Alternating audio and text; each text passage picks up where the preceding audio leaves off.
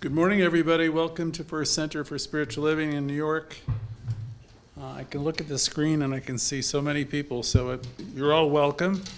If you're watching us on YouTube or Facebook or Instagram, I'd like to invite you to send us a message so we can invite you into the Zoom call.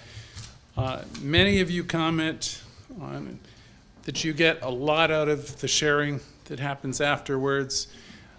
After any lesson, we go around and ask people to say hello, where they're from, or if something's coming up for them as a result of the lesson. This would be a time for us to join. And then after, on Sunday, we have a second part of the service where what we call community time, where one of our members or ministers will present a topic for discussion. Today, Reverend Judith is with us. I don't know what she's talking. She's going to be talking about more than enough love, I believe. So we have a full morning in store for you. So again, if you're watching us on Instagram, Facebook, or YouTube right now live, send us a link and or send us a request and we'll give you a link. And if you're watching us throughout the week in the future, still send us a message with your contact information. Then we can send you our email so you can join us. Okay, so today I'm revisiting one of Raymond Charles Barker's lessons. Raymond Charles Barker was the founder of our center, which used to be called First Church of Religious Science. First Church of Religious Science in New Thought circles is a well-known, was one of the pioneering centers. Raymond Charles Barker came here at the direction of Ernest Holmes to start this center. This is also the center where Louise Hay operated, where she received her education, where she did her practitioner work that eventually became the basis of the book, You Can Heal Your Life. So it all happened here, and you're all welcome to join in with us every Thursday, Sunday, and any of other of our classes and activities. On this particular morning, when we go back to one of Barker's lessons around joy, and I've heard this particular lesson in different ways. I even heard it recently, but some of the points are really good, so we're going to go over them. They may sound familiar, they may not. A question very often people would ask Dr. Barker is, what do you consider to be the most important thing that we can have in life, or the most important thing we can do? And so I thought about this for today, and some, like Louise Hay, will say, well, the most important thing is love, learning to love yourself, more and more. To have more love, see love in others. And that's probably how I would answer it as I think about it. When the same question was asked of Dr. Barker, he always said the most important thing is mind. So that was his time. The most important thing is mind. And he went on to say that people would think he would say it's spirituality, with all his books that he wrote and his lectures. And he said, no, I wouldn't say spirituality is the most important thing. He said, I don't even know how to define spirituality adequately. And then he said, unless you'd say it's the essential goodness of life, unless it's the essential goodness, living life wisely, and with great joy, he says, I do know one thing. I know that you and I we exist under a law of mind action, a law of cause and effect. It's a law of attraction. And I've heard people call it many different things. I've heard it called a law of correspondence, meaning our outer experience always corresponds to what is within us. One thing for sure is there's no getting around it. We cannot deviate from this law any more than we can deviate from the law of gravity. So If there's a spirit anywhere, he thought, it would be within our own mind, and it would be found within us. That would have to be its location, because that's the only place where we're consciously aware. Dr. Barker taught that your mind is, in his opinion, the most important thing you have. My mind, he said, is the most important thing I have. What I do with it is the most important thing that I will ever do. So where you put your mind and where you put your attention is the most important thing, he would say. So this morning, let's be still and take this into our deeper thinking of the subconscious mind. And we believe in spirit, we believe in this source, we believe in life itself, we believe in mind, we believe that we are the result of an infinite thinker thinking. We are the result of an infinite mind knowing and an infinite love giving. We are the embodiment of all of this. We are the living witness of all of this. It's ours to use. It's a free gift that which we are free to use. What we do with it can set us free, it can cause us to soar, and it can also put us in bondage. But nonetheless, we are free. It is free. We are those who are created by an infinite intelligence to be intelligent. So we subjectively accept this. We know it is, and it is true, and so it is. I think that joy and happiness is the result of a planned program, he said. So he was saying it doesn't just happen accidentally. He said, I think joy and happiness is the result of a planned program. And I'm now talking about a deep sense of well-being. If you have that, it comes from some serious consideration, right? And he would go on to say, you know, what it's like in the world. And I've had other teachers who will talk about the masses and what the masses are thinking. And we don't believe that the masses are thinking about deep joy and deep connection. So to have this kind of happiness, it was Barker's position. It comes from a planning and a programming. I don't think it just happens. We can have happy moments. We can have joy. We can laugh when we watch a comedy, read a good book, watch a video. But the kind of happiness he was talking about and the type of joy he was talking about was something that was deep down the center of our being, at our core. Dr. Barker always spoke fondly of a friend, and his comments about this person came through a few lessons. And there was somebody in his center back then where people always came to this guy when they were looking for help or called and wanted to speak with him. And the question, I'll call it a practitioner, I'm not sure what the relationship was, but the question that was always asked is, what will make you happy? And then they're there because they want to unload whatever their problems are. And so he would listen, and they would say, I didn't come here to talk about happiness, I came here to talk about what's wrong and what my problems are. And so they would give a litany of everything that was wrong in their life. And so after that, this practitioner type person said, all right, you told me all that. Now I'm asking you the question again. What will make you happy? And he found, as I have found when I've asked that question, that very few people have any real idea or plan about what will bring them happiness or joy. They have no program for it. Today, fast forward to the 2020s, we've been teaching this in a different way. We'll ask a question, who have you come here to be? That's an important question. It's born out of the Q process that we have taught. It's an introduction to our teaching. It kind of like very similar to planning happiness. Who have you come here to be? A lot of people don't have a clue because, we're raised in families and we're taught that we should be like our fathers, our mothers, and we're taught what's right, what's wrong, and what we ought to be, what we ought to do, what we ought to aspire to have.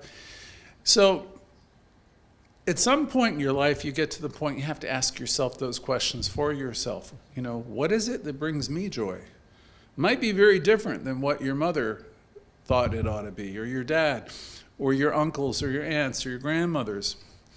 So who have we come here to be? And what is it that, brings us happiness? A lot of people have lost touch with those inner things that we had as kids that excited us. Maybe, we're just,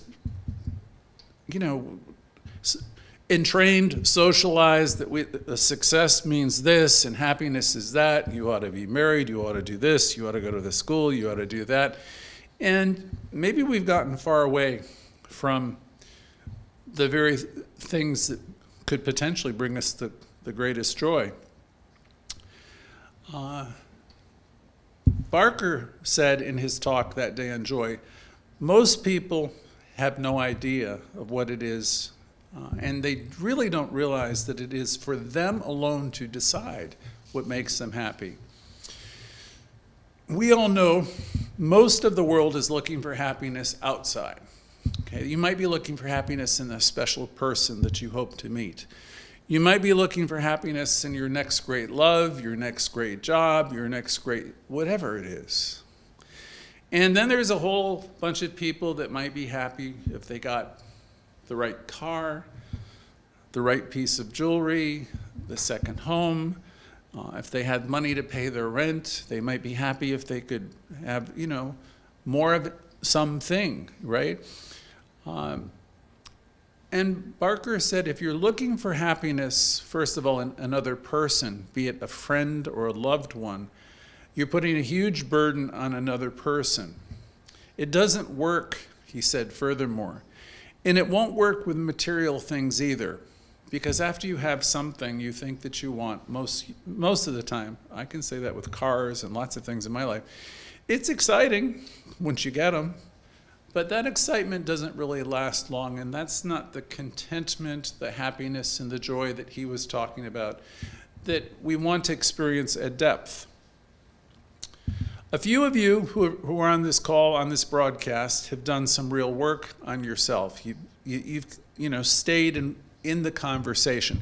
You're here on Sunday, you're here on Thursday, you're watching the broadcast or the rebroadcast, and you're really trying to remind you of how great you are and how connected you are with the one and the power that you possess. See, a few of you are really committed to doing this work and staying in connection.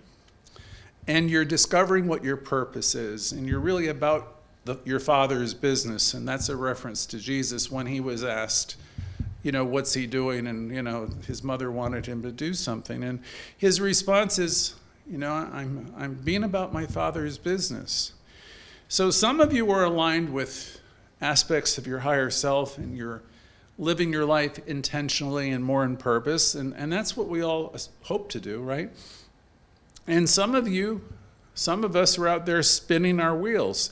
And some of us have been exposed to this teaching before, and you're on track, you're doing well, and then something happens. You might meet someone, you might get a new job, your life gets busy, and you forget. And when I say you forget, it's just you kind of like tune it out, and you're back into a world of action and reaction, and you wind up chasing something or chasing people, places, and things, and you're somewhat in the rat race. And I've been around this long enough now, probably about 30 years, and I see my students who are doing so well, and then they drop off the grid for a while. And invariably, some months or sometimes a few years later, they come back. And they say, well, I remember when I used to take those Louise Hay classes, or I used to take those Science of Mind classes, and my life was really starting to get better. And then I stopped. I got too busy. I got married. I had a child. See, this is what happens with life. And, You never want to shame yourself or criticize yourself, but just, okay, so you wake up. You're like the prodigal child.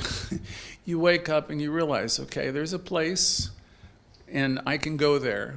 And in the story of the prodigal child, as the child turns towards the father, runs to the child. There's always a restoration. So what we're always wanting to do is to remember the truth about ourselves. If you come to a class like this or a Sunday lesson, we're always going to be in one way or another reminding you of how great you are and the power that you possess. And to the extent you can take that on and believe that and let that operate, within you, things will start to shift. So some of you have done some real work on yourself. You stay plugged in, you stay connected, you know what your purpose is in life, and you're living that purpose.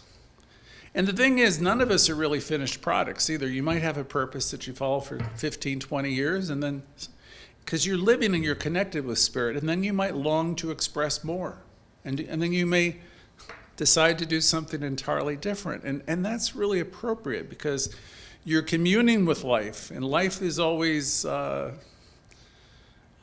Emerson, wooing you, and breathing into you and inspiring you, and that's because you're allowing its guidance. So some of you have been doing this for a long time, and you've been following your dreams, your aspirations, and you trust this inner guidance that you have. Each of us are one with the one, and each of us have the ability to tune into that knowledge and that wisdom. We've changed course a few times because we're trusting life, we're trusting that guidance that's always here within us. But many are not in touch at all with their purpose, as I mentioned. A lot of people live their lives in quiet desperation. They haven't yet discovered that they have the power to decide, and they have really the power to have dominion in their own lives. If you stay with us long enough, you're going to be reminded of the truth of who you are over and over again. You're going to discover things that will make you happy. You will reacquaint yourself with the longings of your own heart, or you may find them for the first time. But again, these are exceptional people. It's available to everybody, but you got to want it. So back to Barker again. What will make you happy? It's a question you might ask yourself through the week, and jot it down. Journal about it. Follow your intuition. And he used to say, if you can afford to do it, do it. Please don't put your happiness off for the perfect time. It's always a trap. I'll do it when this happens, that happens, when the kids grow up, when I have all the money, when I have all the green lights, I'll do it then. He said, if you can afford to do it now, do it. Create a space for whatever it is that you need or want, and say yes. Say yes to life. Take that time for the short trip if you want to connect with a friend. Take the time to do it. Connect more and more often. Pick up the phone, send a text message. Do that one thing that you have denied yourself or put off. Pick up the phone again. Call the person that you know you need to call, that you put off. If there's a place to heal, do that thing, right? Don't second guess yourself. Do the things that you know and you intuit that will make you happy. And he said, if you can afford to do it, do it. I've thought of that line many times, and I use it many times in my own life. It's later than any of us realize and think, and I don't really like to think that way, but it's true. What are we waiting for? So if there's something you can do to lift yourself up or lift others up, and something that on some level that you've been putting off, he would say, do it. He said, Barker would say, I can afford to do it. I don't know why I haven't done it. I'm going to do it. And he said, I proceed to do it. And he says, if you start to act this way affirmatively and you start taking action, when you feel inspired, things are going to open up to you, and more things and more things. One idea will come forth, and then there will be another. If you're living your life where you're in contraction, you're afraid to go out, you're afraid to do this, you're afraid to do that, you don't want to stir the pot and all that. He didn't think that was living well or living expansively. Barker thought, like many other teachers, as I think about it, that most people are either unaware that they have this kind of ability or power, or they're down in the dumps, or they've been playing small for a long time, and many people have just plain given up. He thought the people around us today are pretty much, if not depressed, they're down in the dumps, and he said, I don't want this congregation to be among them. Not to say that we're superior to anybody, but he says we have such a gift in knowing that we have this power, we have this teaching. It's power to use, it's power to share. And he says it's way too easy to take the route of I can't do this and I can't do that. It's not easy, he said, to program yourself for successful living. And it's not necessarily easy to program yourself for happiness, because there's a lot of resistance that's within us. And he said, yet there was a great teacher that said, I came so that your joy may be full. Evidently, he wanted people to be happy. Joy is always going to be an inside job. You're the one that will program it. You're the one that will bring it forth. Now, if you don't have joy on the inside, it will never operate for long on the outside. No matter how pleasant your conditions are, they won't stay that way unless you have joy on the inside. And I believe joy, Barker commented, is one of the greatest reasons for us to be alive. I think it's far more important than to be happy than it is to be rich. You might not think so. You don't have to agree with everything he said that I say, but I think joy is a spiritual inheritance, which we either develop or we don't. And it's entirely up to you. We've all known people that have been unhappy since the day they have been born. He says they're unhappy now, and they probably will be unhappy as long as they're on this plane of life. And they don't know that misery is optional. They don't know that suffering's, not God ordained. You don't have to suffer, and you don't have to be miserable. So he's challenging us all to step out there and put a demand on consciousness for a happier life.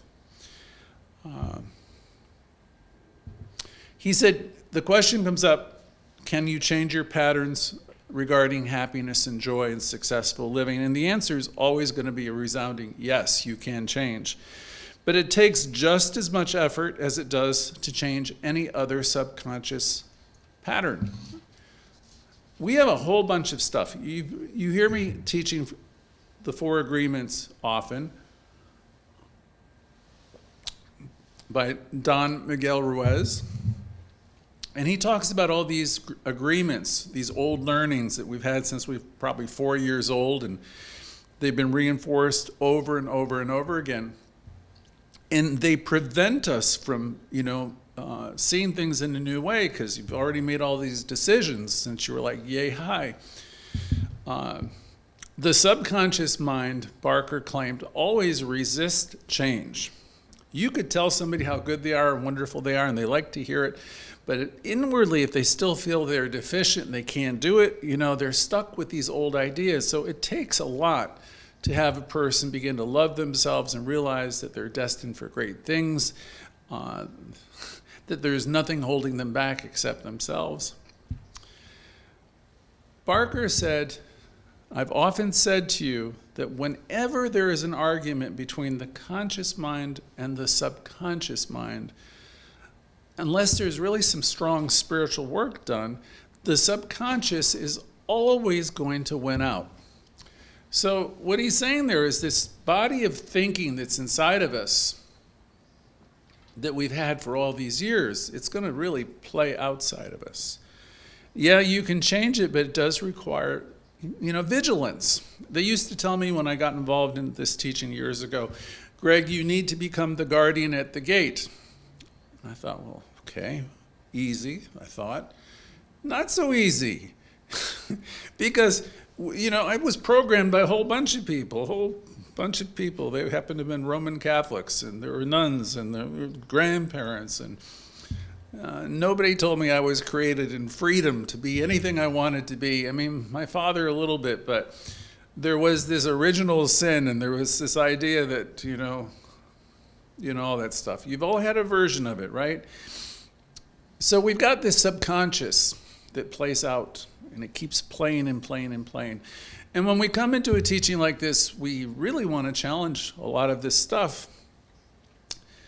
I remember from the movie The Secret, your wish is my command. So that's really what that's trying to say is the universe is going to accept you at your own level. And if you can reprogram your subconscious mind, and if you can route out all that, what I'll call stinking thinking or negativity, if you can do that, then you will be opening up avenues in mind so you can experience the glory of good, the glory of God, because the kingdom is truly here and now, if you can develop the eyes to be a witness to that. The subconscious mind, though, has exactly in it what you have put in it over time. It has in it what you have reinforced over time. So it's all in your subconscious mind, and you put it there, and you're the person really that needs to remove it. If not remove it, neutralize it, and replace it. Sometimes I do classes, and they say, well, I need to feel my feelings, and I want to acknowledge it. And I say, okay, well, acknowledge these places where you're stuck and what you feel. But after you've done that, you want to come in there and you want to neutralize the negatives and replace them with the positives. Everything that goes wrong, Barker said in this lesson, goes wrong because of my subconscious mind. Only because what I have put in it over time. Your subconscious mind is impersonal. And as I read this and I thought about it, it reminds me once again of the Four Agreements, where Don Miguel Ruiz says, take nothing personally. Okay? When people are doing things, don't take anything personally. Everyone is doing the best they can with what they know. And regarding my own subconscious mind and yours, it's impersonal. There's a lot of programming. There's a lot of blind spots, as if Shirley were here. We call it BS. There's a lot of stuff that's within us that's operating unconsciously. If we want change, then we really want to start working with it, though. As I often said, Barker said, the subconscious mind knows what to do and how to do it, but it doesn't know what it's doing because it's impersonal. It's unconscious. It functions. The question comes up, can I program joy, happiness, success? And the answer is what? Yes, absolutely you can. You can program happiness, joy, and success. And the first thing you do to acquire happiness is what? Well, you start to tune in and you figure out what makes you happy, right? Not what makes other people happy, but what makes you happy.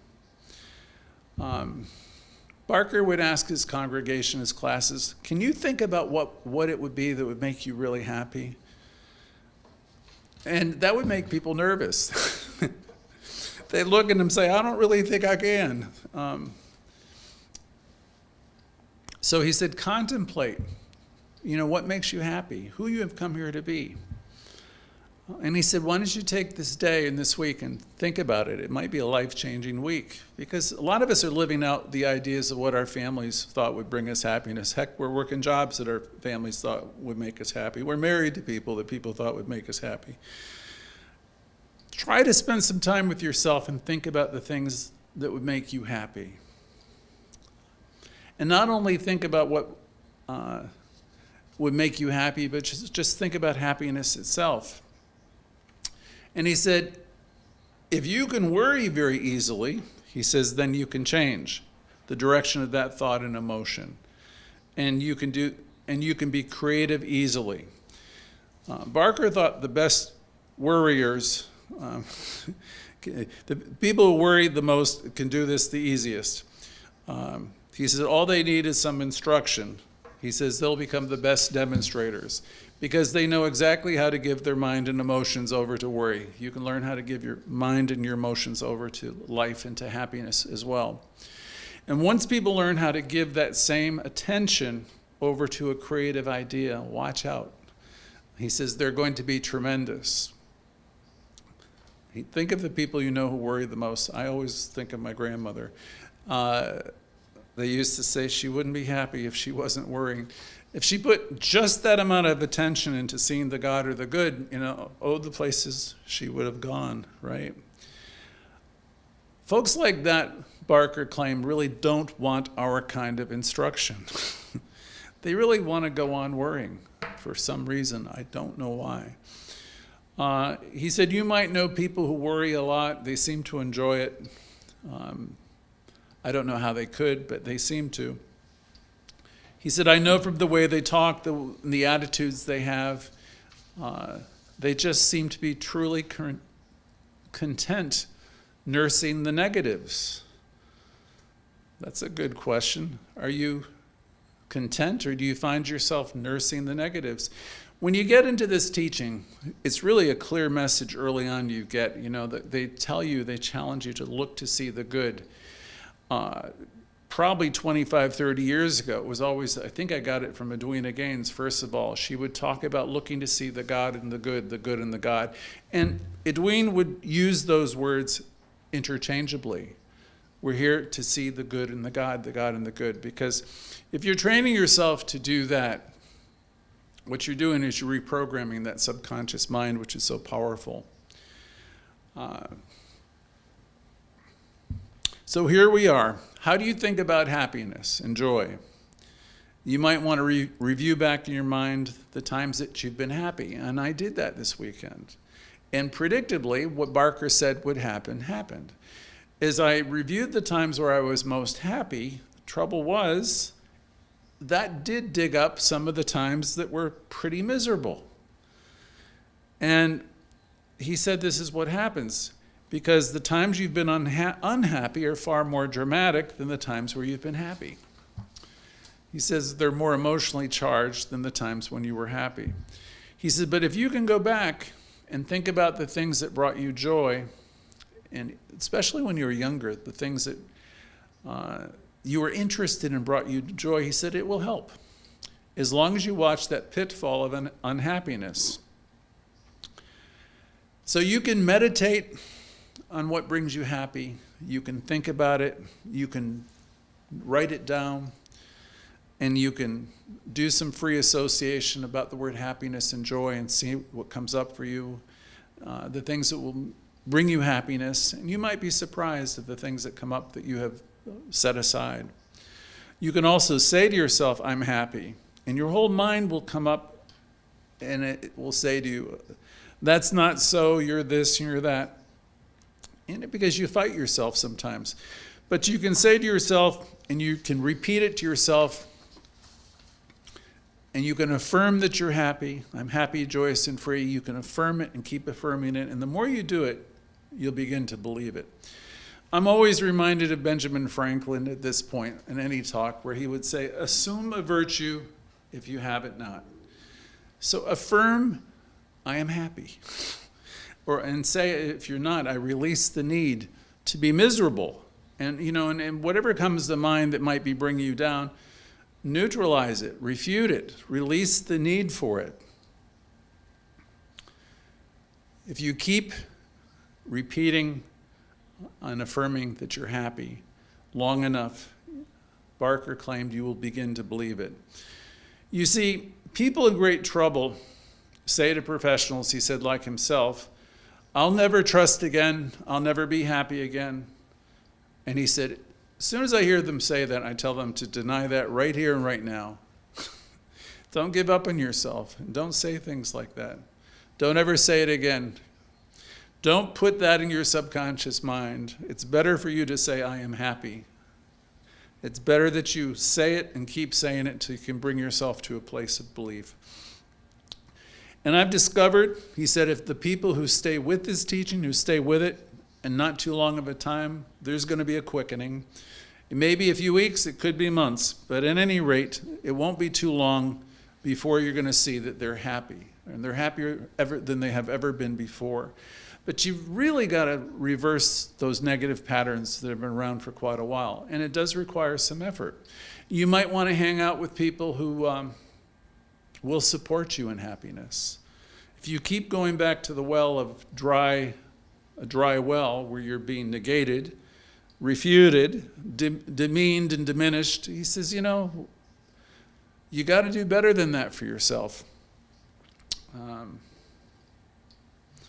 I remember years ago being in a 12-step program where people, they were coming out of dysfunctional families.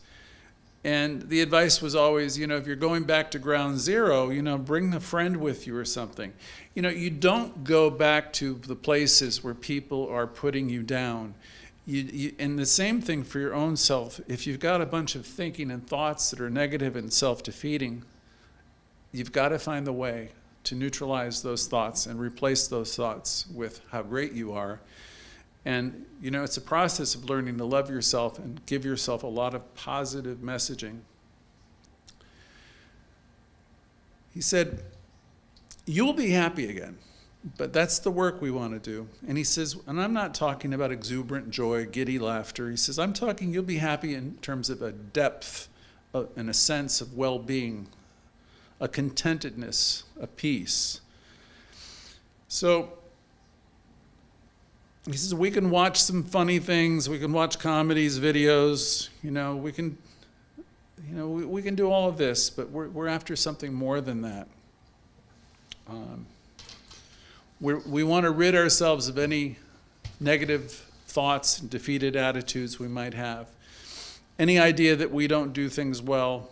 And he said, we've all been through some tough times where things, people, places, and things have, really impacted us. And he says, we need to step up and step out of that. And we need to connect with like-minded people, join in broadcasts here on Sunday and Thursday and other places. Connect with people who will support our highest and best and keep messaging the highest and best for ourselves. As you learn to love yourself and get happy with yourself and approve of yourself, this becomes projected into your life. So it's our job to take care of ourselves. Barker thought a defeated person is a tragic soul. He says if you ask them about hope, they will have very little.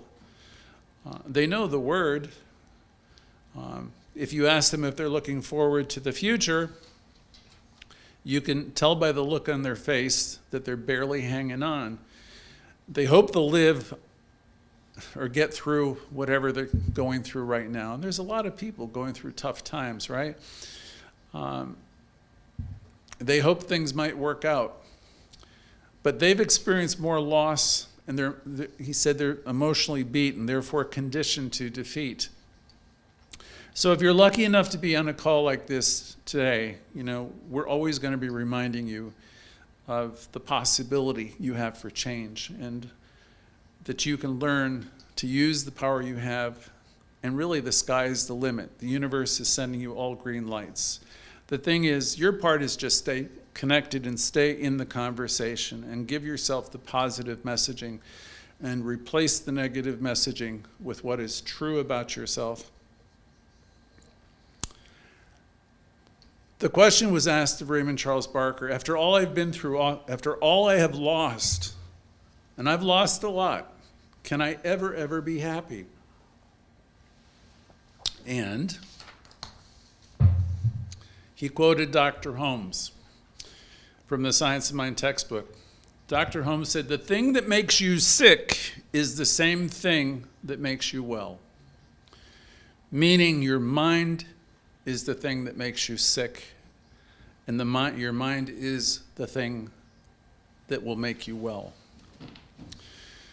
The thing that made you unhappy is the thing that will make you happy again. It is your mind and the way you use it, which is why Barker found the use of mind the most important thing. Now, when people say, I have nothing to be happy about, he says they're either somewhat exaggerating or they're in pain. Or they're in pain to the extent that they have forgotten who they are, that they are one with the one, and they've forgotten they have the ability to turn everything and anything around. If you're listening today and you're unhappy, you're miserable, you're in a miserable situation, I empathize. I feel sorry for you, but I'm here to tell you, reach out to us, reach out to our practitioners, find a way to connect. Listen to more of our broadcasts on Facebook. They're there around the clock. Find the way to lift yourself up in your conversations so you can neutralize the negatives. Look around your apartment. Look at something that brings you happiness. Think of something that brings you happiness. Think of the people that you love. Focus on the good that's in your life. If you have a dog, you have a cat, whatever it is that you have that brings you joy, focus on that. Think on the positive things. He said Paul from the New Testament offered great advice. Think on these things, the positive things, and have a list of things for you to contemplate. Ideas that will fulfill us and make us happy. Our Q process, again, which we talk about here, who have I come here to be? I remember writing a class many years ago, and I'd put a word like God, and then it would be good and more good, and it's a clustering technique. Focus on the things that will bring you joy, and put them down on a piece of paper, and meditate, and perhaps create a journal on the things that will bring you happiness, the things you want to do. These will help you get clearer. The thing is, the final chapter has not been written for any of us. And the other thing, this is not a dress rehearsal. This is your precious life. And so we want to have a better idea of our purpose. And we want to have a plan of the things that, to create the things that will bring us joy and happiness. Barker said, I often say to people, you're going to be around for quite a while, And he said, misery is optional, or it's not God ordained. Do you want to stay this way if you're in misery the rest of your life? And everybody's going to say no, right? Then the next question is, are you willing to change? Are you willing to make a plan and stay with it, stay connected? I would suggest easily, you don't even have to get in your car to go hear these broadcasts. Tune in twice a week. Make a plan to meditate daily. Develop a gratitude list. Gratitude lists are really wonderful because there's something you can write out once and you can read to yourself daily, and that will have the positive effect of reminding you of what it is that brings you happiness and joy. Whatever misery you have or unhappiness you have is going to stay unless you do something about it, because no one is going to change you but you. Finding a special person's not enough. It might be nice, it might be beautiful. It won't bring you lasting happiness. Joy takes programming just as much as anything else. I think at this point, because we're running out of time, I'm going to take a break to hear what brings you happiness and joy, and what comes up for you today. So we can go around, you can at least say hello, and then after that, we'd take a couple-minute break, and Reverend Judith has got a segment for you that's going to be really great. So we'll see you in just 1 minute. Thank you.